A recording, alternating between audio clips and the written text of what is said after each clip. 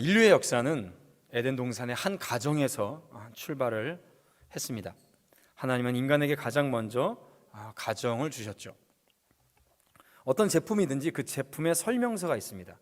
그 설명서대로 잘 사용을 해야 그 제품이 고장이 안 나고 오랫동안 잘 사용할 수 있죠. 자, 우리 인간의 설명서는 뭘까요? 인간이라는 제품의 설명서. 네, 인간이라는 제품의 설명서는 하나님의 말씀인 줄 믿으시길 바랍니다. 하나님의 말씀대로 있어야 행복하고 하나님의 말씀대로 있어야 풍성합니다. 하나님께서 인간을 사랑하셔서 가정을 주셨고 하나님의 은혜와 말씀 안에 행복하게 살기를 원하셨습니다. 하나님의 인생의 가정이 행복하게 살 수 있는 비결은 다른 것에 있는 것이 아니라 하나님 안에 있을 때 그 가정이 행복합니다. 그러나 인간의 불행도 또 역시 가정에서 시작이 됐죠. 인간의 첫 가정이 하나님의 말씀에서 벗어남으로 인하여서 그 가정이 축복의 가정, 행복의 가정이 불행의 가정이 됐습니다. 오늘 말씀을 보면 한 가정이 행복하기 위해서는 말씀의 터전 위에 있어야 한다는 진리의 말씀에 대해서 나타내주고 있습니다. 죄가 가정에 들어온 이후 가정은 사랑과 행복이라는 관계가 깨어지고 하나하나 불행을 주는 관계로 변해갔습니다. 페스톨로치라는 교육학자는 기독교의 위대한 업적은 나라를 변화시키는 것이 아니라 가정을 변화시키는 것이다 라고 말을 했습니다. 교회는 가정의 변화를 줄 수 있어야 하고 신앙의 열매는 무엇보다 가정에서부터 먼저 열매를 맺고 이루어져야 됩니다. 교회가 어느 사회에서나 그 시대의 가정을 변화시킬 수 있어야 능력 있는 교회고 또 선한 영향력을 끼쳐 나갈 수 있습니다. 교회는 가정들이 하나님의 말씀 위에 행복한 가정이 될 수 있도록 도와야 됩니다. 특히 목회자는 그것에 있어서 굉장히 집중을 해야 된다고 저는 믿고 또 그렇게 사역을 합니다. 주 예수를 믿으라. 그리하면 너와 내 집이 구원을 얻으리라 라고 말씀하셨습니다. 주 예수를 믿으라. 그럼 너가 구원을 얻으리라가 아니라 주 예수를 믿으라. 그리하면 너와 내 집이 구원을 얻으리라 라고 말씀을 하고 계시죠. 예수님께서 이 세상에 오셔서 처음 행하신 이적 역시 가나 혼인잔치에서 한 가정이 시작되는 부분에서 시작된다는 것을 우리는 반드시 잘 기억해야 됩니다. 주님께서 세상에서 역사하셨던 대상도 어떤 한 국가가 아니었습니다. 한 가정이었다는 사실을 우리는 깊이 관심을 가져야 됩니다. 창조 때 한 가정에서부터 시작하셨죠. 자, 노아 홍수 심판 때에 방주를 누가 만들었나요? 노아가 혼자 만들었을까요? 노아가 혼자 만들지 않았습니다. 노아의 아들들은 방주를 만드는 중간에 나왔습니다. 자, 그렇다면 하나님께서 노아를 부르셨지만 그 사용하신 것은 노아의 가정들을 다 사용하셨습니다. 노아의 아버지 라멕, 할아버지 무두셀라, 그 위에 야렛, 이렇게 그 가정들 전체를 하나님께서 사용을 하셨습니다. 각 가정마다 하나님께서 그 부르심의 구원의 사역을 이루어 가셨죠. 아브라함, 이삭, 야곱. 예수님께서는 삭개오의 가정을 찾아가셨고 사도 베드로는 고넬료라는 가정에서 이방 사역이 시작되었습니다. 지상교회는 바로 가정에서 출발했습니다. 사도 바울과 다른 사도들의 그런 서신들을 보면 어느 누구의 이름을 불러가면서 그 가정과 교회를 향하여서 서신서가 시작되는 것을 볼 수가 있죠. 이것은 가정과 교회는 모두 공동의 터전 위에 있다는 사실을 우리에게 말씀해 주고 있습니다. 오늘 우리가 읽은 잠언 말씀은 행복한 가정에 대해서 말씀하고 있습니다. 가산이 적어도 여호와를 경외하는 것이 크게 부하고 번뇌하는 것보다 나으니라. 이건 채소를 먹으며 서로 사랑하는 것이 살찐 소를 먹으며 서로 미워하는 것보다 나으니라 라고 말씀하십니다. 여기에 보면 행복한 가정을 이루는 몇 가지 요소가 있습니다. 주 안에서 우리 모든 성도들이 이 말씀을 통하여서 행복한 가정이 되기를 주님의 이름으로 축복합니다. 첫 번째로 물질의 생활이 건강해야 가정입니다. 건강한 가정, 행복한 가정이 될 수 있습니다. 우리 16절 말씀을 함께 읽어보시죠. 16절 말씀입니다. 시작. 가산이 적어도 여호와를 경외하는 것이 크게 부하고 번뇌하는 것보다 나으니라. 아멘. 자, 오늘 말씀에 보면 또 특별히 성경 말씀에 보면 물질 생활을 언급하는 말씀이 굉장히 많이 나옵니다. 크게 부하고 번뇌하는 가정, 살찐 소를 먹고 또 채소를 먹고 또 이런 고기를 먹고 다 물질에 관한 거죠. 물질은 간단히 돈은 가정의 삶을 지키는 굉장히 중요한 수단 중에 하나임에는 틀림이 없습니다. 때문에 가정에 이 돈은 반드시 필요한 것이고요. 현실에서의 가정의 삶은 이 돈에 많은 부분 의존되어 있는 것이 사실입니다. 인류 역사에 있어서 돈, 그리고 돈을 대체하는 무엇들, 어떤 화폐 경제가 발달하기 전에는 물물 교환이나 이런 것들을 많이 했겠죠. 그런 것들은 항상 인간 역사에 있어서 굉장히 중요한 자리를 차지하고 있습니다. 왜냐하면 인류의 모든 역사는 시장 경제를 기반으로 해서 모든 경제 체제가 운영되고 있기 때문이죠. 그런데 오늘 말씀은 가난한 가정이 불행한 가정이 아니라 크게 부한 가정보다도 행복한 가정이 될 수 있다. 가난한 가정도 그렇게 말씀하고 계십니다. 채소를 먹는 가정도 살찐소를 먹는 가정보다 더 사랑하는 행복한 가정이 될 수 있다라고 말씀을 하고 있습니다. 자, 여기서 중요한 것은 돈이 없으면 행복하고 돈이 많으면 불행하다라는 말씀이 아닙니다. 잘 생각하셔야 됩니다. 예, 말씀을 물질이 없으면 가난하면 행복하고 부자면 불행하고 이게 아닙니다. 우리가 굉장히 돈의 개념에 대해서 굉장히 잘못 생각하는 것들이 많이 있습니다. 돈은, 물질은 죄도 아니고 성도 아닙니다. 그러니까 거룩한 것도 아닙니다. 돈에 대해서 어떤 자세를 갖느냐, 어떤 마음을 갖느냐라는 그 사람이 중요한 거죠. 그래서 우리가 자칫 잘못 돈에 대해서 특히 요즘 들어 어떤 부자를, 기업가들을 죄인 취급하고 마치 사기쳐서 돈을 많이 번 것처럼 그렇게 생각을 많이 하는 경향이, 또 그런 식으로 분위기를 조성하는 경우들이 굉장히 많이 있습니다. 굉장히 잘못된 생각입니다. 비성경적이고요, 비이성적이고 비논리적인 생각입니다. 기업가들은 기업가들대로 굉장히 하나님께서 그들을 향하여서 굉장히 많은 달란트와 은사를 주신 사람들입니다. 기업을 이룬 사람들이 없으면 우리나라의 경제가 이렇게 활력 있게 돌아갈 수가 없습니다. 제가 나중에 이제 경제관에 대해서 다시 얘기는 하겠지만은 돈을 죄악시하거나 부자를 죄인 취급하면 안 됩니다. 성경적이지 않습니다. 그런 어떤 분위기가 특별히 우리나라나 또는 제3세계 국가에 굉장히 많이 팽배한데요. 특히 우리나라에 이런 풍조가 생긴 것은 크게 그 사상적 배경이 이제 세 가지로 들 수 있는데요. 하나는 500년이 넘게 있었던 이 조선 시대의 교조적 성리학의 풍토 때문에 그렇습니다. 잘못된 유교의 학습 때문에 그렇습니다. 유교의 사상 자체는 굉장히 훌륭합니다. 그런데 가지고 있는 인간관이 굉장히 잘못되어 있습니다. 사람이 죄인이라는 것을 굉장히 거부를 합니다. 그래서 교육이나 그런 것도 인간 스스로 학습과 학문을 통해서 거룩해질 수 있다라고 생각하는 학문이 성리학입니다. 그리고 특별히 조선시대 때의 성리학은 굉장히 교조적이었습니다. 그러니까 굉장히 편협받고 일률적이었어요. 특별히 우리나라 한반도 역사는 단군 이래 4,300년 가까이 한반도 역사상 국민이 주권을 갖고 자유를 누리며 자신의 결정권을 갖고 있었던 역사가 단 한 번도 없습니다. 왕 한 사람에게만 주권이 있었죠. 그리고 특별히 조선시대 때는 그것이 더 심했습니다. 극소수의 권력을 가진 양반들, 그것도 양반들의 남자들에게만 자유와 권리가 존재했습니다.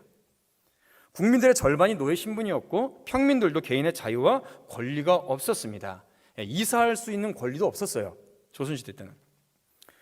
게다가 실제 생활에 필요한 어떤 의학, 기술, 상공업들이 굉장히 천시되었던 그런 풍조와 사상을 계속해서 500년이 넘도록 계속해서 가지고 있었습니다. 그러니까 개인의 자유와 권리, 이런 굉장히 실생활에 필요한 것들이 천시되었던 사회죠. 그렇게 지나다가 일제시대 때 해방이 됐습니다. 그런데 중요한 것은 여기서 이 4,300년 동안 개인의 자유와 권리, 어떤 주권의식을 가지고 있지 못했던 사람들이 일제시대 때서부터 잘못된 사상을 굉장히 많이 지식인들이 접하게 됩니다. 그건 뭐냐면 마르크스 사상입니다. 공산주의 사상을 깊이 있게 접하게 됩니다. 4,300년 기간 동안에 개인의 자유나 권리, 주권의식이 없었던 사람들이 이 공산주의 사상을 접하니까 왕이든 양반이든 노비든 평등한 세상, 이게 굉장히 혹하거든요. 굉장히 많은 부분에 이 사회주의 공산주의에 많이 사람들이 넘어갔었습니다. 실제로 2차 세계대전이 끝나고 독립했던 나라들 상당 부분이 공산화가 되는 결과를 맞이하게 됩니다. 대부분 왜냐하면 왕정 체제 밑에 있었던 나라들이었거든요. 그런 사상적 배경이 있었었고요. 또 하나는 사실 저와 같은 목회자들의 잘못입니다.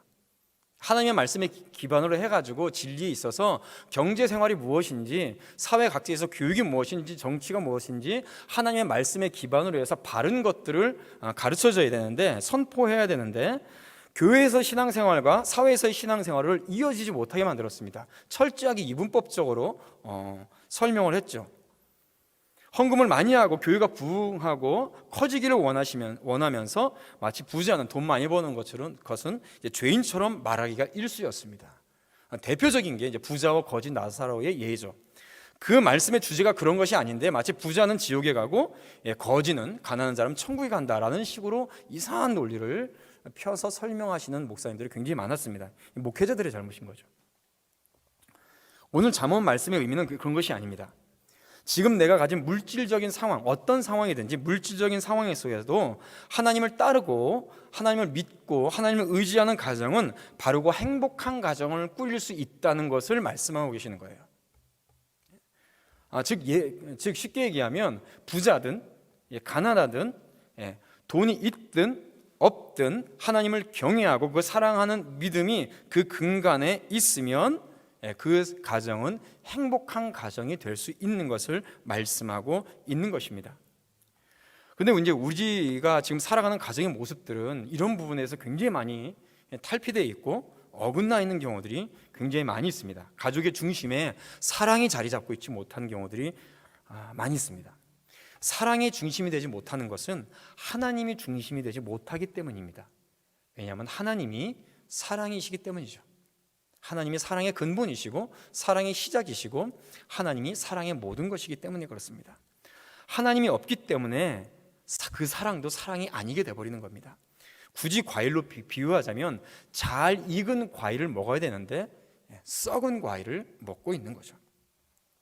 아무튼 현재 가정들의 모습을 보면 믿음과 사랑의 위치에 다른 어떤 것들이 들어가 있습니다. 뭐가 들어가 있냐면 나라는 존재가 들어가 있습니다. 나 중심의 이기적인 사고방식이 있죠. 그래서 돈으로 사랑을 대신하려는 모양새가 나타나는 겁니다. 그러니까 문제는 돈이 아니라 이기적인, 나 편하려는 이기적인 중심 때문에 하나님을 근간으로 한 사랑이 중심이 되는데 거기서 빼버리고 거기에 돈을 집어넣어 버린 거죠. 부모님들이 자녀들과 같이 있지 못합니다. 정확하게 얘기하면 같이 있지 않으려고 하는 풍조가 굉장히 강합니다. 자녀들을 돌보지 않죠. 그래서 돈으로 대신을 하는 겁니다. 돈으로 대신한다는 것은 말씀드렸듯이 돈이 문제가 아닙니다. 자기 중심적인 사고, 이기적인 사고방식, 그 사상과 이념, 가치관이 문제인 것이죠. 아침에 밥을 차려주지 않고 돈을 주면서 편의점에 가서 사 먹으랍니다. 몸에 안 좋은 스마트폰을 사주고 게임을 하라고 결제를 먼저 해줍니다. 제일 갑갑한 게 뭐냐면 식당에 와가지고 애들 떠든다고 스마트폰으로 만화 보여주고 엄마 아빠는 밥 먹고 있고 애가 밥을 먹는 건지 게임을 하는 건지 만화를 보는 건지 몰라요. 그럼 미국 부모님들 그리고 또 일본 부모님들, 한국 부모님들이 세 가정이 식당에 갔어요. 유일하게 딴짓하고 시끄럽게 뛰놀고 있는 가정은 어딜까요? 우리나라 사람들 가정 애들입니다. 이게 창피한 일이에요. 가까운 일본만 가도 절대 그렇지 않습니다. 얼마나 철저하게 예를 가르치는데요. 그러다 보니 돈으로 해결하려는 풍조가 가득한 거죠. 중요한 것은 그 심성이에요. 그 중심인 거죠. 얼마 전에 이제 5월 5일 어린이날이 지나갔지 않습니까? 이렇게 차를 타고 지나가 보니까 아니나 달라요. 그 선물을 사주는 그런 문구점이나 이런 곳에 부모님들하고 아이들이 빼곡해요. 저희들은 어린이날 애들 선물을 사준 지 언젠지 모릅니다. 기억이 안 나요. 어린이날은 너를 어린이로 태어나게 한 부모님에게 감사하는 날이야 라고 이렇게 계속 가르쳐 왔기 때문에 애들이 이제 입이 이렇게 나와도 엄마 아빠가 계속 그렇게 가르치니까 그렇게 있는데 장난감 하나에 뭐 10만 원, 20만 원이면 뭐 기본이더라고요. 이해를 못 하겠어요. 부모님들이 아이들 사달라는 장난감 다 사준다고 아주 죽을 맛이라고 합니다. 근데 문제는 그렇게 만든 거는 아이들 잘못이 아니고 부모님 잘못입니다. OECD 국가 중에서요, 한 가지만 더 말씀드릴게요. OECD 국가 중에 보육시설, 유치원이나 어린이집을 가장 많이 사용하는 퍼센티지가 가장 높은 나라가 우리나라입니다. 한국에서 0세에서 2세 부모님들과 특히 엄마들과 아이들이 가장 끈끈한 애정관계를 가지고 있어야 되는 0세부터 2세까지의 보육시설 이용률이 가장 높은 나라가 우리나라예요. 굳이 퍼센트로 따지면 한 3위 정도 됩니다.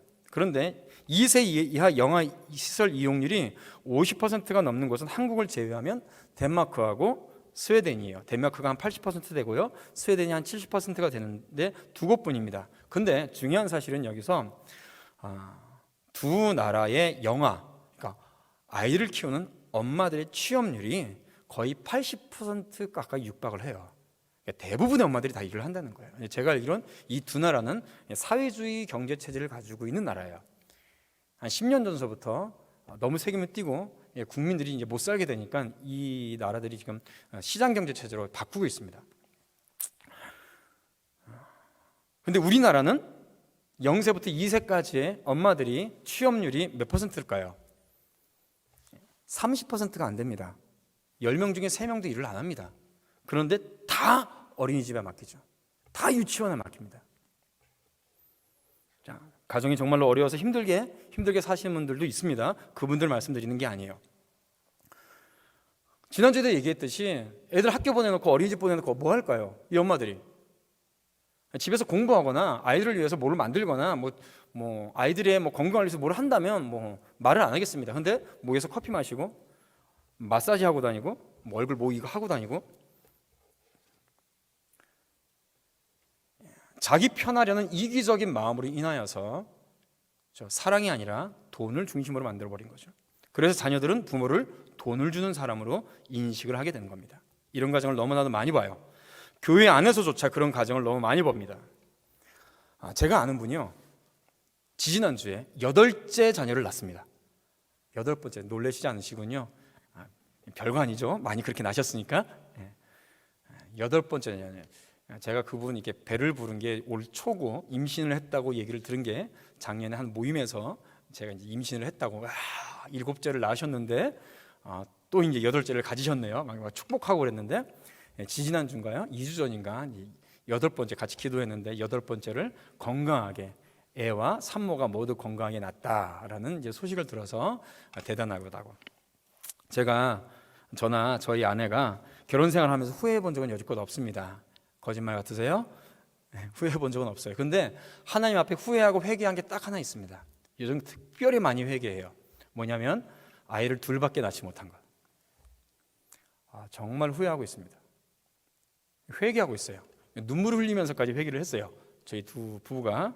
그래서 그냥 주시면 언제든지 낳겠다고. 지금 나이가 제가 50이지만 하여튼 낳겠다고 주시면 제가 그렇게 헌신을 하고, 또 우리 저희 와이프도 하고 아이들한테도 다 승낙을 얻고 그랬는데요. 중요한 것은 뭐냐면 정작 그 돈으로 투자를 제대로 할 것을 투자하지 않는다는 겁니다. 영적인 것에, 믿음에 부모님들이 투자를 안 합니다. 신앙생활 하시는 부모님들도 아이를 한 달에 수십만 원 들여서 학원을 보내죠. 비싼 문제집 사줍니다. 학교에서 뭐 하라면 그거 다 사줘요. 그런데 커피값 한 잔도 안 되는 큐티책 그렇게 사주기 아깝나요?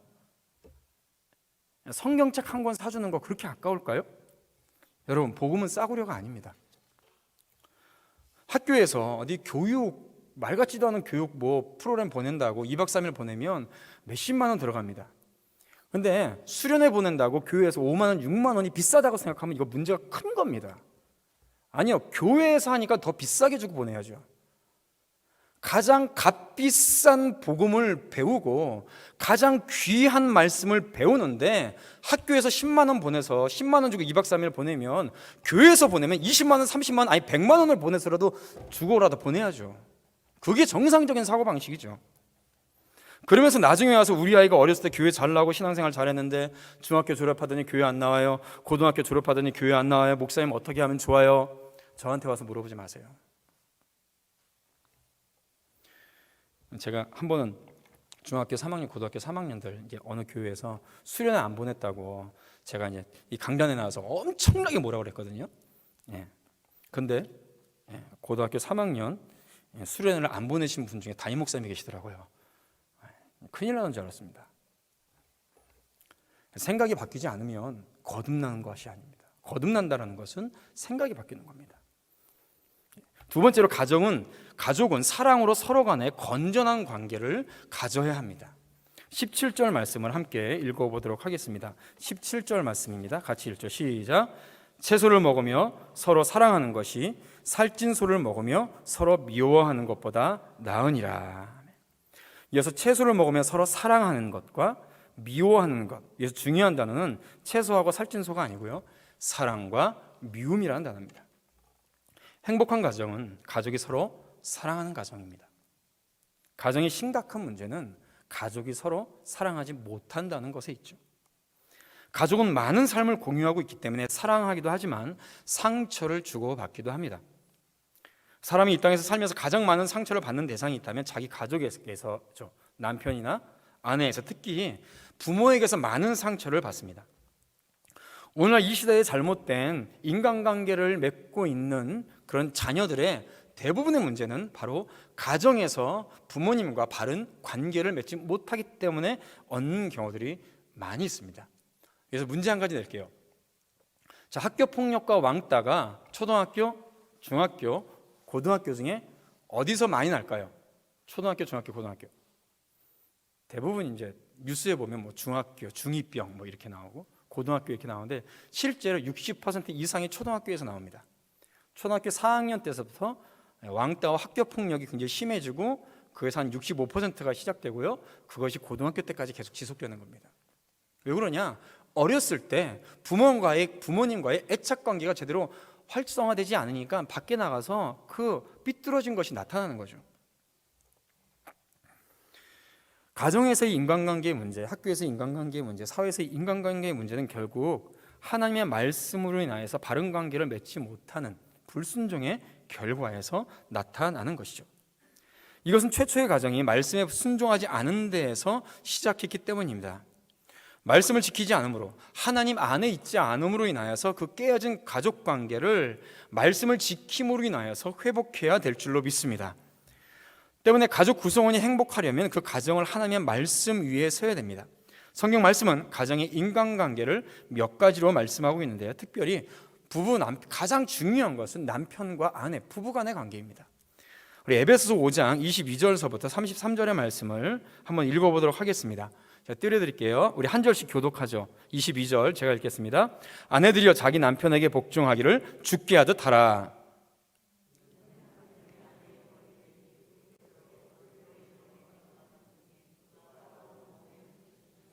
그러므로 교회가 그리스도에게 대하듯 아내들도 범사에 자기 남편에게 복종할지니라. 25. 이는 남편이 아내의 머리됨이 그리스도께서 교회의 머리됨과 같음이니 그가 바로 몸의 구주시니라. 넘겨주시오. 24절. 말씀을 끊어버리시네요. 또 이런 것도 있어야 또 졸리다가 깨죠. 자, 24절 읽어주세요. 시작.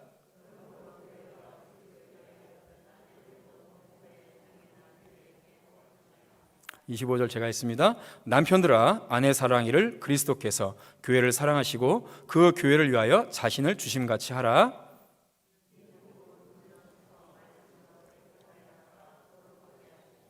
자기 앞에 영광스러운 교회로 세우사 티나 주름 잡힌 것이나 이런 것들이 없이 거룩하고 흠이 없게 하려 하심이라.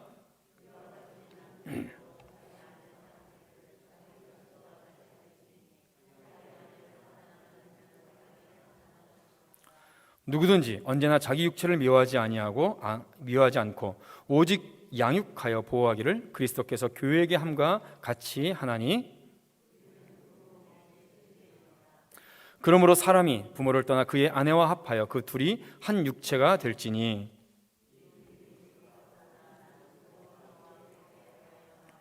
함께 있습니다.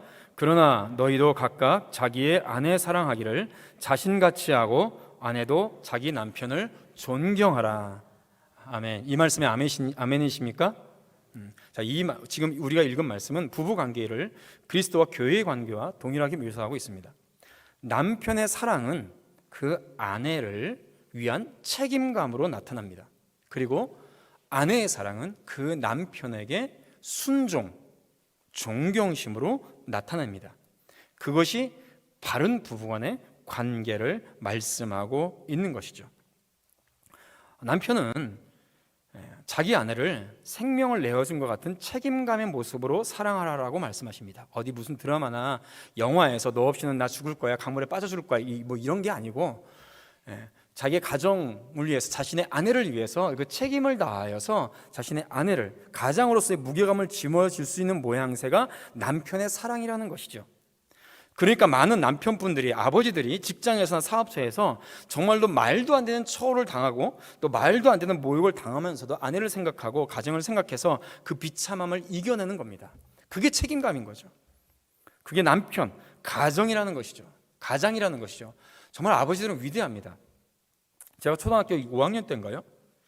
그때는 제가 국민학생이었습니다. 국민학교 5학년 때인가 4학년 때인가 저희 가정은 다 불신자였습니다.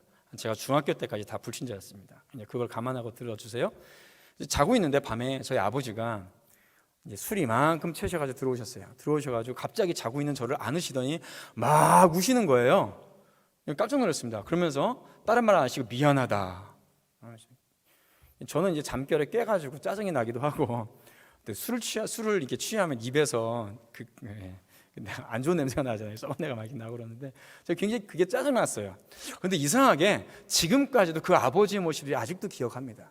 나이가 들면서 그 아버지의 나이가 되고 저희 아버지 나이를 지나면서 이렇게 되면서 왜 그때 저를 안고 우셨는지는 모르겠어요. 그런데 왜 그러셨는지는 나이가 드니까 이해가 되더라고요. 아버지의 책임감, 자녀들에 대한 아버지의 막중한 그 책임감. 아버지들은 위대합니다. 그런데 이 책임감을 무시하는 풍조가 지금 이 세대에 만연해 있습니다. 여성 인권이라는 등, 남녀 평등이라는 등 허울 좋은 말로 가장으로서의 무게감을 갖고 일하는 아버지들을 무시하고 있어요. 굉장히 큰일입니다. 그러나 남편, 가장의 무게감을 실제로 많은 아버지들이, 많은 남편들이 자신의 가장의 무게감을 느끼면서도, 힘들어하면서도 아내를 위해서, 그리고 가정을 위해서 그 무게감을 힘들어도 이겨나가고 있다는 것을 우리는 반드시 기억해야 됩니다. 평균 우리나라 여자보다 남자가 일하는 시간이 4배가 많아요. 그런데 뭐 남자하고 여자하고 같은 돈을 달라고, 말도 안 되는 거죠. 사랑하는 아버지들, 힘내십시오. 하나님께서 여러분들 사랑하십니다. 아멘. 하나님께서 여러분을 사랑하십니다. 무엇보다 아버지들은 가정을 진리 가운데 이끌어 가주시기를 부탁드립니다. 진리를 가르치고 수호하며 그 진리 안에서 가정이 바른 방향으로 갈 수 있도록 해주는 것이 바로 아버님들의 정말로 귀한 역할이죠. 아버지의 영성이 가정의 영성입니다. 복음의 능력으로 양육하라라는 책을 쓴 윌리엄 팔리 목사님의 책에 그 서문에 이렇게 말씀하고 있습니다. 자녀 교육의 성공과 실패에 영향을 미치는 요소는 부모의 영적인 깊이와 진정성, 이게 본이 되는 삶으로 보입니다. 특히 아버지의 영적인 깊이와 이 본이 되는 삶이 굉장히 중요하게 작용한다. 가정의 머리에 신앙과 헌신 및 이 본이 되는 삶은 성인이 된 자녀가 누리는 영적 활력과 강력한 상관관계가 있다. 자녀들에게 있어서 아버지의 모습은 하나님의 모습에 상이 됩니다. 그러니까 아버지의 상이 하나님의 상이 되더라고요. 아버지의 모습을 보고 하나님을 자녀들은 보고 느끼게 됩니다. 그래서 아버님들 기도하시기를 축복합니다. 사실 아버지들이 이 시대에 가서 어디서 하소연할 데가 없습니다. 힘들고 어렵고 또 풍조가 이상하게 오히려 열심히 일하시는 아버님들에게 격려해주고 위로해주고 더 많은 것들을 제공해줘야 됨에도 불구하고 이상하게 돼 있어요. 어디서 하소연할 데가 없습니다. 똑같은 아버지들끼리 모여도 그런 얘기를 많이 해요. 그러니까 어디에다 하소연하겠어요? 기도할 수밖에 없습니다. 하나님 앞에 나가서 위로받으시고 힘을 얻으시고 우리 아버지들의 기도로 여러분들의 가정의 복을 얻기를 축복합니다. 아내의 사랑은 그리고 남편에게 순종의 모습으로 사랑이 표현됩니다. 순종하십시오. 아내분들 순종하십시오. 그리고 혹시라도 믿음이 없는 남편이 있다면 그 남편을 위해서 그 무엇던 기도보다 여러분들의 남편을 위해서 기도하시기를 축복합니다. 아내는 가정의 머리가 아닙니다. 가정의 머리는 남편으로 하나님께서 결정하셨습니다. 물론 가정의 대소사에 있어서 남편과 아내가 함께 의논해야 되지만 그 최종 결정권은 가장인 남편에게 있습니다. 거기에 아내는 순종해야 됩니다. 당연히 남편은 그 결정에 책임을 갖게 되는 거죠. 선악과를 먼저 아내가 따먹었지만 하나님께서 남편에게 먼저 물어보셨습니다. 그 이유와 같습니다.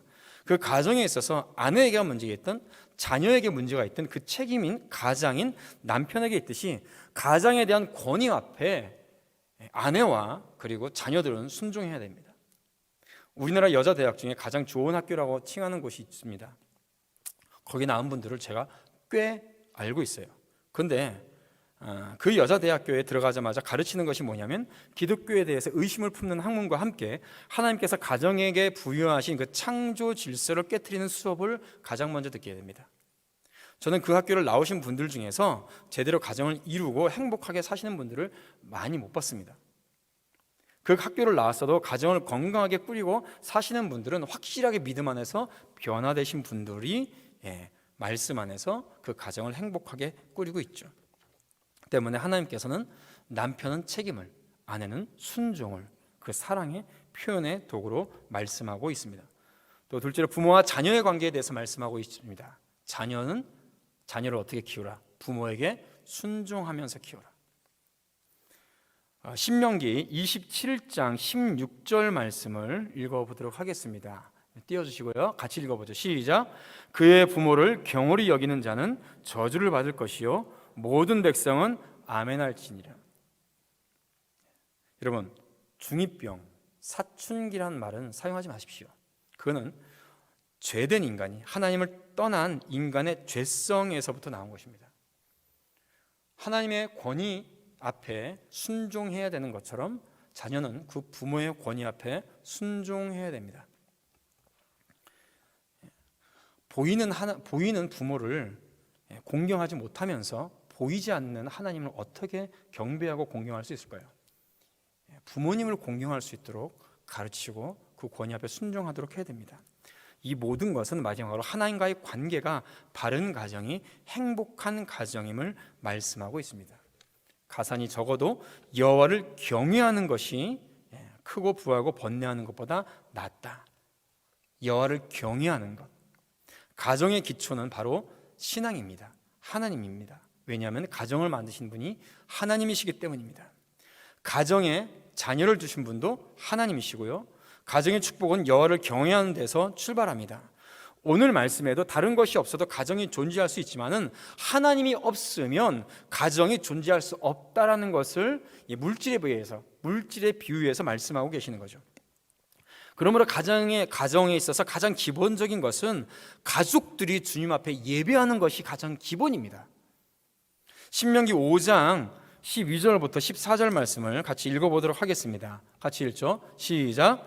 내 하나님 여호와가 내게 명령한 대로 안식일을 지켜 거룩하게 하라. 엿새 동안은 힘써 내 모든 일을 행할 것이나 일곱째 날에는 내 하나님 여호와의 안식일인즉 너나 내 아들이나 내 딸이나 내 남종이나 내 여종이나 내 소나 내 낙이나 내 모든 가축이나 내 문 안에 유하는 객이라도 아무 일도 하지 못하게 하고 내 남종이나 내 여종에게 너같이 안식하게 할지니라. 자, 여기 계명에서 가장 중요한 것, 제 네 번째 계명이죠. 10계명에서 가장 중요한 가르침은요, 개인적인 계명이 아니라는 겁니다. 우리는 4계명을 외우고 암송할 때 내 하나님 여호와가 내게 명한 대로 안식일을 지켜 거룩하게 하라라는 것만 생각을 합니다. 기억을 합니다. 그런데 이 안식일의 계명은 더 중요한 게 이 뒤에 부분입니다. 너와 함께 있는 모든 가족들이 함께 이 안식일을 지키라라는 것이죠. 그러면서 여기에 가족이 될 수 있는 모든 사람을 구체적으로 하나하나 다 열거하고 있습니다. 그래서 주일 성수는요, 혼자 지킨다고 주일 성수가 아닙니다. 가정 모두가 주일 성수를 함께 할 때 그것이 바른 주일 성수입니다. 주일 성수에 대해서 제가 저를 처음에 제자 훈련 시켜주시고 말씀을 가르쳐 주신 목사님이 계시는데, 제가 신학생이나 전도사들한테는 절대 제자 훈련을 안 시킨다고 얘기를 했습니다. 그런데 몇 년 전에 제 스승님이 좀 누구한테 부탁을 받았다고 신학생들을 몇 명 가르친 적이 있는데요. 무슨 생각을 하는지 주일 성수에 대해서 이상한 생각을 하고 있더라고요. 바쁜 일이 있고 특별한 일이 있으면 언제든지 다른 교회 가서 예배를 드려도 된다라는 얘기를 하고 있는 거예요. 뭐 특별한 어떤 그런 일이 아니고 언제든지 바쁜 일이 있으면. 그래서 제가 물어봤죠. 그러면 교사도, 봉사하고 있는 교사도, 장로님들도 바쁜 일 있고 특별한 일 뭐 없으면, 무슨 일 있으면 언제든 다른 교회 가가지고 예배 드려도 되냐? 그래도 된대요. 그래서 제가 물어봤죠. 그러면 목사도 바쁜 일 있으면 다른 교회 가서 예배 드리고 설교도 되겠네요? 라고 물어봤더니 거기에 대해서는 대답이 없는 거예요. 혹시 특별히 목사는 그래서 하나님 앞에 목사하고 성도하고 평신도하고 무슨 차이가 있냐고. 정신 똑바로 차리라고. 당신들 그런 식으로 주일 성수 생각하고 사역하고 있으면 당신들 똑바로 사역 못한다고. 도대체 신학교에서 뭘 배우는지 모르겠습니다. 저는 가능하면 되도록이면 가족들이 함께 예배하기를 권면합니다. 그렇게 되기 위해서는 자녀들과, 사실 처음부터 이게 되지 않습니다. 자녀들과 가정에서 예배하는 연습을 자녀들에게 가르쳐 주셔야 돼요. 함께 성경을 읽고 함께 암송하고 함께 성경을 쓰면 더 좋습니다. 얼마 전에 제가 이제 강영수 소장님이라는 분에게 여러분 성경적인 성교육에 대해서 이제 몇 주 동안 이렇게 배운 적이 있었는데요. 이분이 내 자녀의 아이입니다. 다 홈스쿨로 가르치셔서 학교를 안 보내고 다 홈스쿨로 가셨는데, 이분이, 저도 이제 저녁 때마다 이제 제가 없으면 아이들 제 아내가 성경을 2장씩 읽으면서 꼭 함께 통독을 하고 기도해주고 재우는데, 이분은 때를 맞춰서 한 권씩 읽으신대요. 그러니까 마태복음이면 1장서부터 28장까지 아이들하고 같이 딱 시간을 맞춰서 1장서부터 28장까지 다 같이 통독을 해버리는 거예요.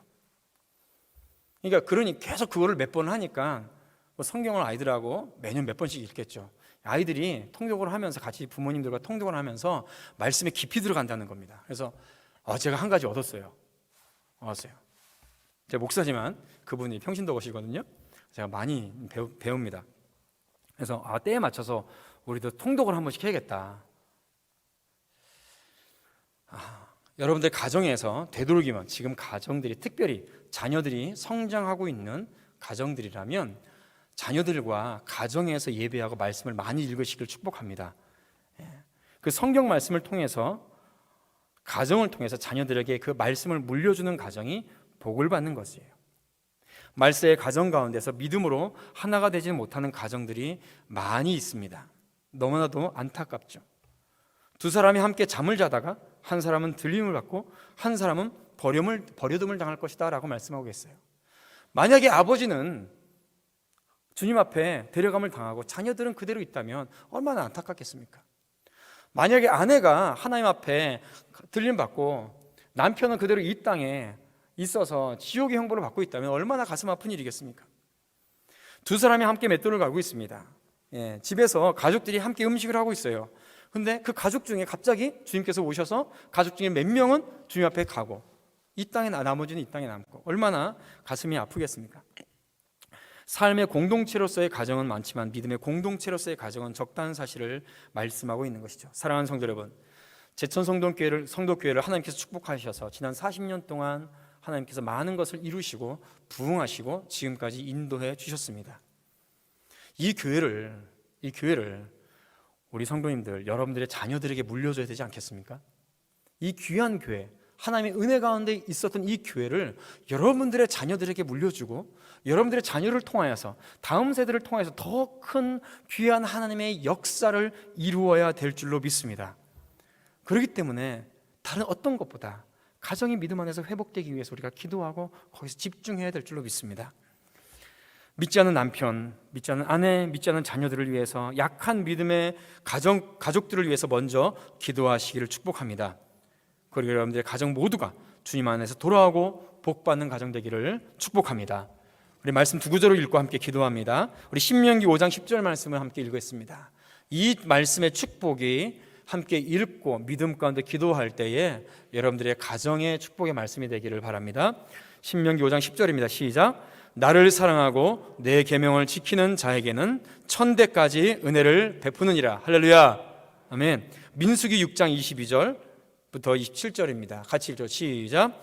여호와께서 모세에게 말씀하여 이르시되 아론과 그의 아들들에게 말하여 이르기를 너희는 이스라엘의 자손을 위하여 이렇게 축복하여 이르되. 자, 24절부터는요 여러분들의 가정을 생각하면서 축복한다라는 생각으로, 그런 믿음으로 우리 같이 읽겠습니다. 24절 시작. 여호와는 내게 복을 주시고 너를 지키시기를 원하며 여호와는 그의 얼굴을 내게 비추사 은혜 베푸시기를 원하며 여호와는 그 얼굴을 내게로 향하여 드사 평강 주시기를 원하노라 할지니라 하라. 그들은 이같이 내 이름으로 이스라엘 자손에게 축복할지니 내가 그들에게 복을 주리라. 할렐루야. 아멘.